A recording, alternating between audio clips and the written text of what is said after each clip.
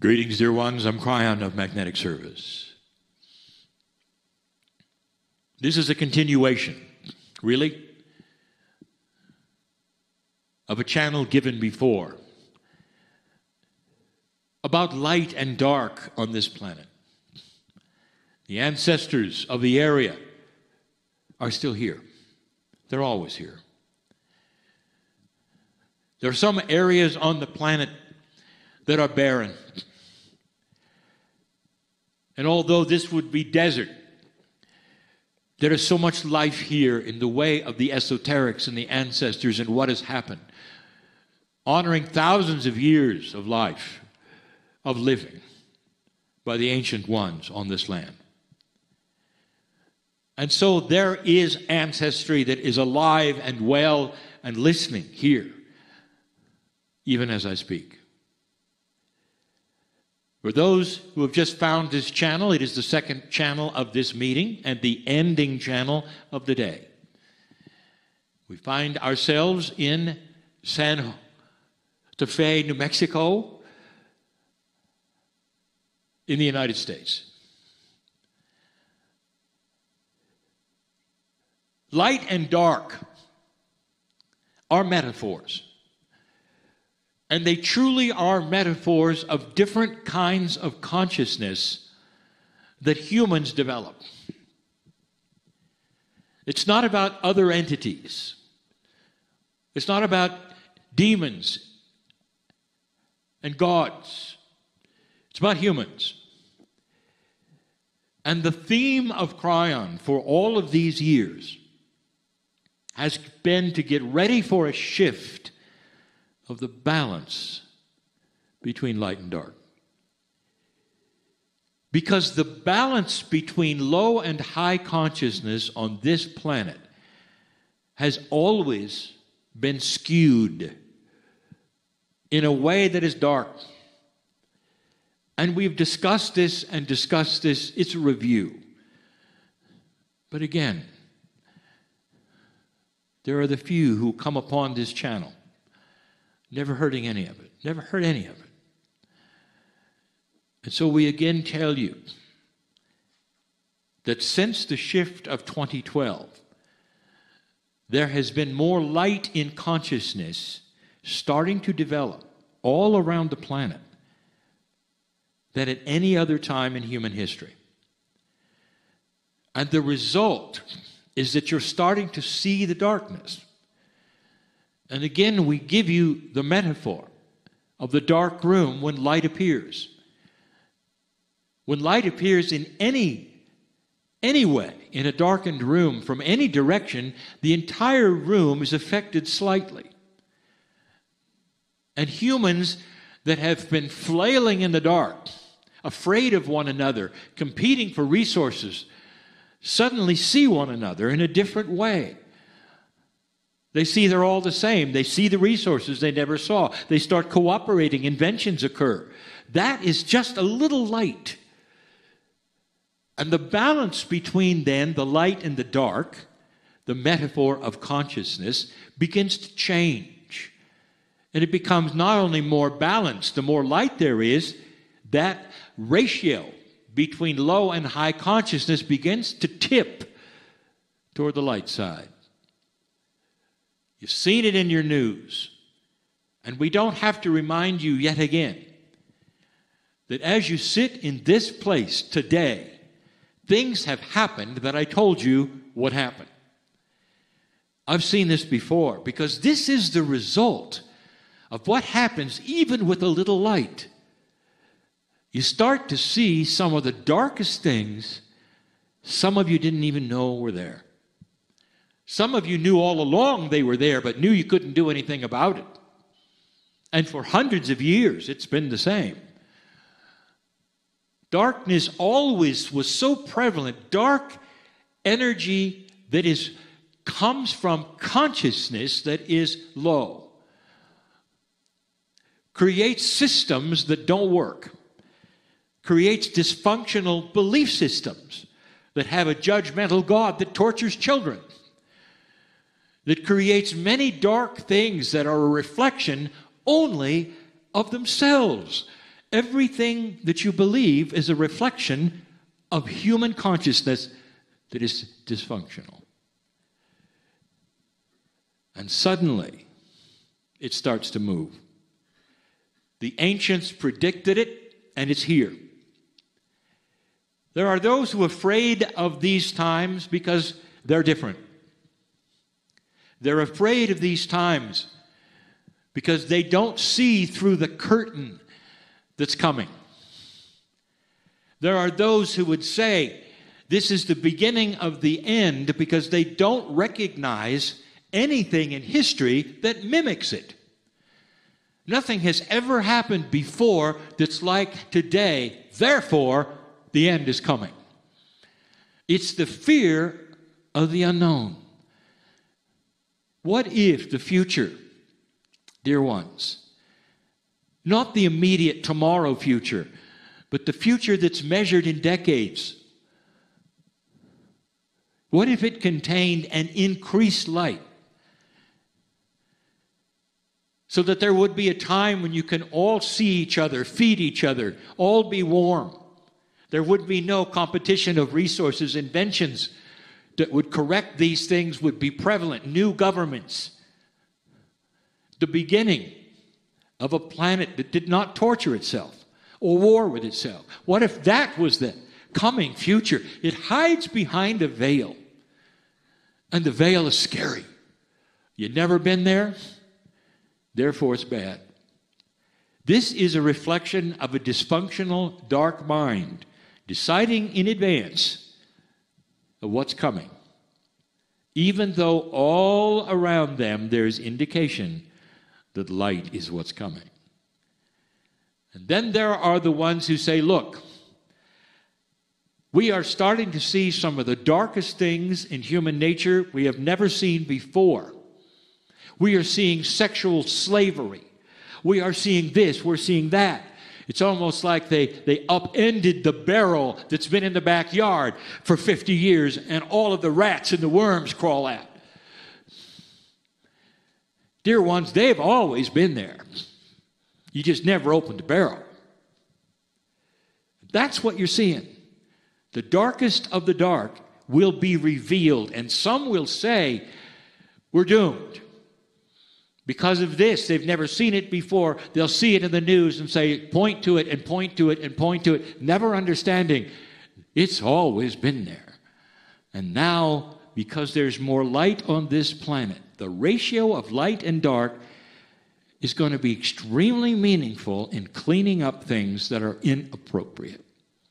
Things that are inappropriate. That's what's coming. Slowly. But you're seeing it all through the news. You're seeing abuses that are being shown, and light is being shown in these places. And then others are coming forward and saying, it's here too. And it's not just in this country, it's everywhere. And you know what that leads to? Eventually it will go to the countries that have been hiding it forever. We'd rather not have you see really what they're doing. And there will be a gasp from the planet when they see adults beheading and chopping off the limbs of children for political reasons. And your heart will hurt and you'll cry. And you'll say, woe is me, this place is awful called earth. This is who we are, not knowing it's who you've always been. But the light is starting to shine in a way that's going to stop it. That's the news of Kryon. And there will be those who say, no, it's wrong. And I'll always say the same things. Dear ones, you are dearly loved for all of your opinions. But let me just say, talk to me in 20 years. We'll take a look and see where it's going, where it's been. Rest easy in the arms of God, knowing that you are seen and that synchronicity and intuition is starting to become a way of life. Expect benevolent things, dear ones, and it's like a menu that you're ordering and you'll get them. Because the consciousness you have that is starting to emulate light has energy. And that energy can actually change that which you think is chance meetings or being in the right place at the right time. It's like you're designing a reality. And there will be those who object to that and say, well then, I see, so only the light workers to get to design the reality and everybody else is going to hell. And here's the message. Dear one, this is worldwide. Light is worldwide. Go take a look. It's not what you expect. It's not for one and then the other gets punished. It's for everyone.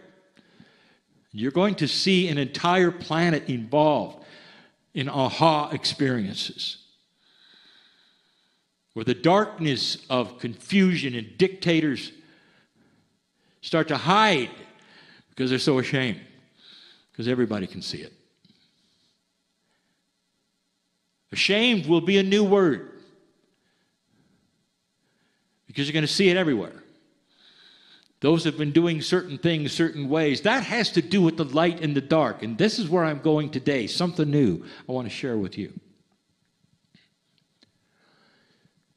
Have you noticed in the way things work on the earth that there is something that almost everything that you study has in common? In consciousness, there's the yin and the yang, and you call it duality. There seems to be a polarity in everything. If you're a student of chemistry, you know about catalysts and polarities. You know the push and the pull of chemistry, and how when you push one thing in one direction, it pops out in another. That is the rules. If you're a physicist, you really know it, because every single rule of physics that you know at this point has a strong and weak force. Everything is polarized. That's the way things work. Weather, it works the same. All over the planet, one thing moves in one direction, pushes it someplace else. There is a polarization of energy. Temperature, all of that. It's a system of reality, all the way down to the atomic structure. Magnetism itself is polarity. It's caused by atomic structure, one atom with too many electrons seeking one with too few. And that's magnetism. It's polarity. It's the yin and yang. Now, why am I telling you that? Because, dear ones, it's everywhere. Some time ago, we gave you a channel that told you that your Akashic memories are going to start to change. That in an older energy that was darker with consciousness, that you tended to remember the dark things. And that in your Akash, you would have things that might have happened in past lifetimes. But the energy would always be negative. You don't wake up in the middle of the night because you had a good experience in your Akash. You wake up because you had a bad one. You don't go to a past life reader to find you drowned last time, and that's the reason you won't go near water. This is why you go. You don't go to a past life reader because you found something magnificent and you want to know more. And we told you that's changing. That you're going to start having visions and dreams of yourself, and you're going to start remembering joy. The most beautiful things that ever happened, the birth of children, and you're going to wake up with light around you, sobbing in joy. Some of you will go to psychologists saying, "What's wrong with me? I'm too happy." Now, what is that that's happening? It's a reflection of a polarity that starts to change. So with this dark and light relationship starting to have more light, metaphorically, consciousness is starting to repair itself and become a bit more elegant, your Akash is responding. You see, that's the system. There are certain things within you that will pattern themselves over the dark and light balance. If there's dark consciousness on the planet, you're going to remember dark things. If there's more of a balance of consciousness on the planet that's starting to improve, you're going to be more comfortable and start remembering the good things as well as some of the negative things. There'll be a balance instead of only one kind of thing. It was a week ago that I broached the subject in Monument Valley, where the ancestors were again listening. And they're listening now because what I'm going to tell you involves them as well. If you could picture your ancestors, those you've loved and lost on this planet, on the other side of the veil in a multi-dimensional way, not as human beings, but almost angelic, not linear, but loving you and seeing you. Question, what do you think they want for you? And the answer would be balance, love, good things, long life, appreciation, understanding. Why is it that the ancestors are called upon all the time for wisdom? And the reason is because they have it. There will be those indigenous who will sit for hours, if not days, gleaning the intuition of the ancestors, sitting and waiting until they get finally, perhaps in a trance or a vision, answers that they need from the other side of the veil, through those that they've loved and lost or know about, or through the oral traditions that they even have names for. Well, I'll tell you something that you didn't expect, and I want to go slow with it. I want to call it reflection. I might even call it the changing light worker's reflection pond. Reflection is a term that you might use for remembering things, revisiting things from the past. A mirror reflects something real. It's you. And you look upon the mirror and it's reflecting something that is there. If you reflect something that happened in the past that is real. But most often, the things that you reflect on are dark. In a world that has a strong and weak force for every single atom, you have created a consciousness that reflects on the weakest part. The darkest things that have happened in your life rule you. In this room and listening to this, there are so many different kinds of paths for humans. But if you go right back to the beginning, there are some horror stories of how you were brought up, of what happened, with how many parents you had or not had, or how good or bad your training was, or how you could be in a prison of darkness. I know who's here. Others don't have that, dear ones. You're very eclectic. Many don't have any of that, and many haven't. It's so disappointing to wake up at night and have that guide your life. And many of you will walk through life and have been imprinted with the neurons in your brain with your past, things that have happened all along your lifespan, and they affect how you meet people, what you say, your countenance, if you're happy or sad, or how fast you age, depending upon how bad it's been. I bring it up again. I have to. I always want to. Because God knows the sorrow of a mother who's lost a child.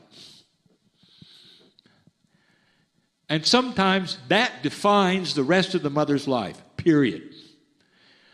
She can't get through it. Oh, there'll be time when she stops crying and mourning to a certain degree, but every time it comes back, it's just like it was there in front of her, reflecting in all its awfulness.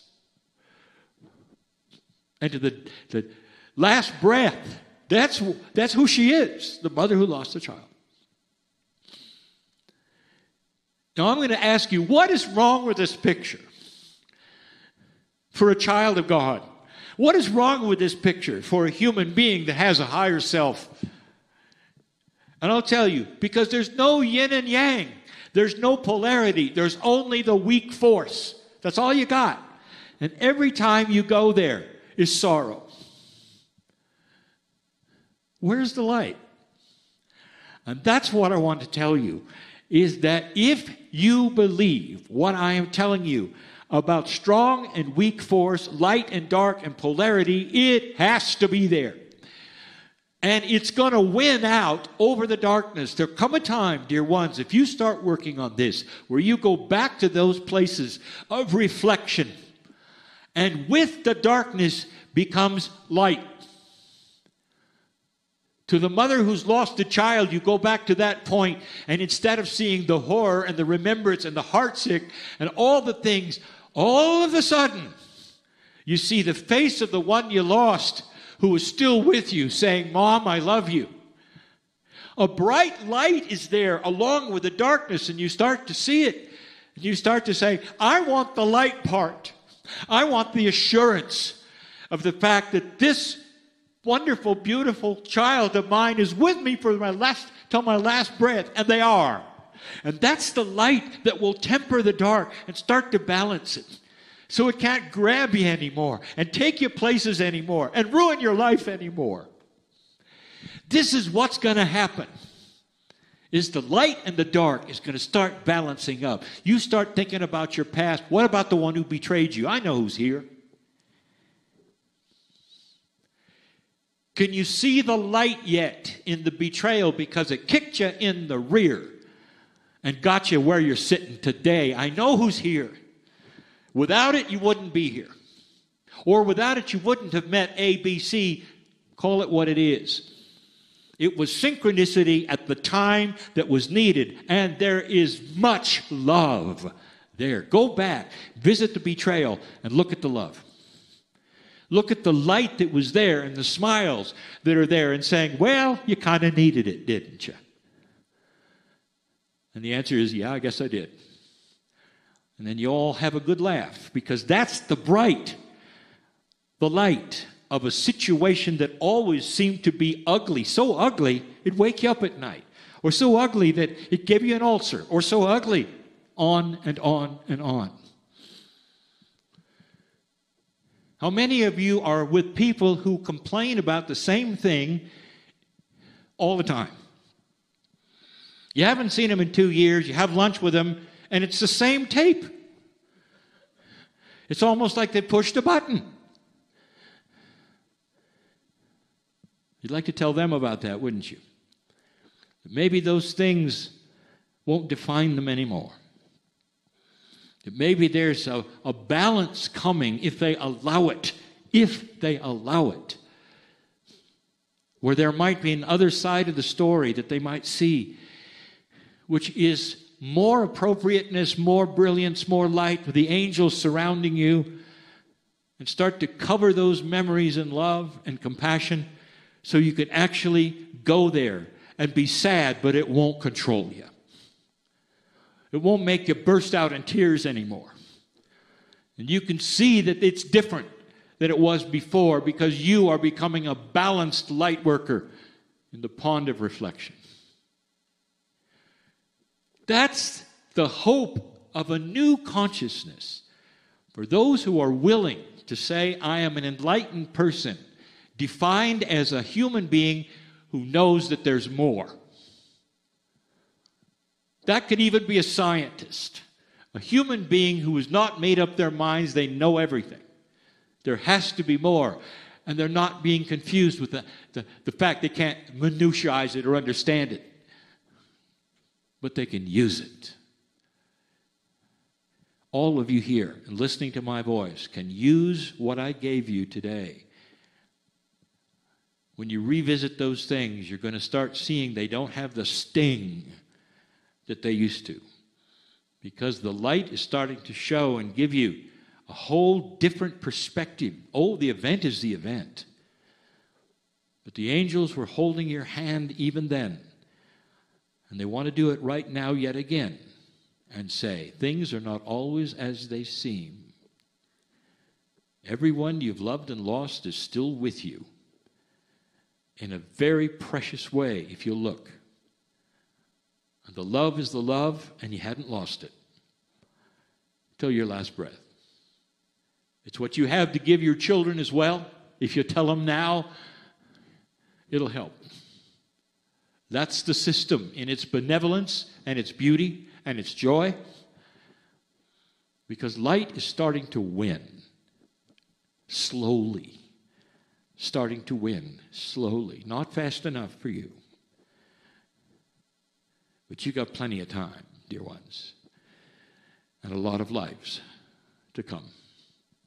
To enjoy a planet that's starting to lift itself up to a place that you will be proud of someday and want to be in. I celebrate that time. I've seen it before. It's coming. That's the legacy of Kryon. To tell you about something you don't believe yet, but you will as it takes place. And so it is.